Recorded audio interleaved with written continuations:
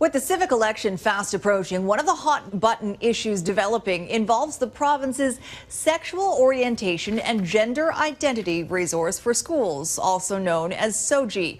Several anti-SOGI activists are running for school board positions. Tanya Beja has more on the controversy and why one candidate has made it the central issue of her platform. What they tried to silence me and many people in this room with is being a bigot and a hater. Laura Lynn Tyler Thompson doesn't shy away from controversy. I heard that they were going to be promoting transgenderism. The Christian blogger, author, and former talk show host is running for Burnaby School Board with one main message. We need to celebrate kids being male and female. That is a wonderful thing. We don't need this confusion.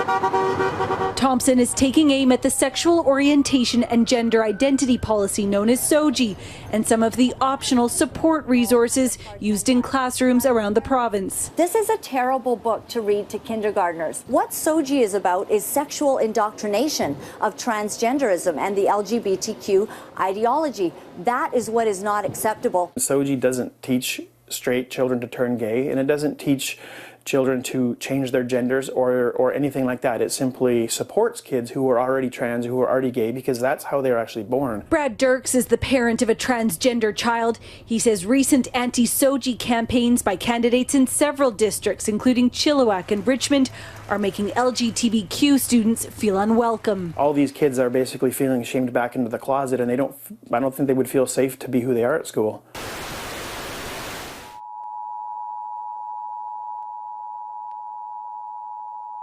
We interrupt this program to bring you a special news. We interrupt this program to bring you a special news. Bring you this important bulletin from the United Press. Bring you this important bulletin from the United Press. Bring you this important bulletin from the United Press. Bring you this important bulletin from the United Press. Bring you this important bulletin from the United Press.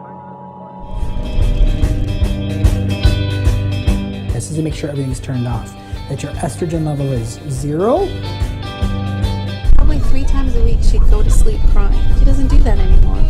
It's a commitment to protect your child.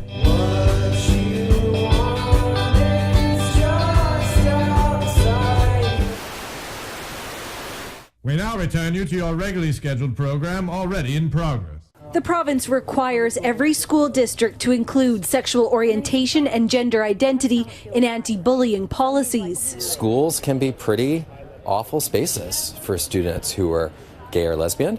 Being transgender, that's even harder. So we have a long way to go, but this is some coordinated effort, finally, to do better in this regard. As for Thompson, she doesn't live in Burnaby or have children in Burnaby schools. I'm going to let the voters decide whether they want a sideshow distraction that is seeking to polarize and divide our school communities at a time when we are bringing people together in a way that we haven't seen in previous years, or whether they reject that. I believe they'll reject that. Tanya Beja, Global News.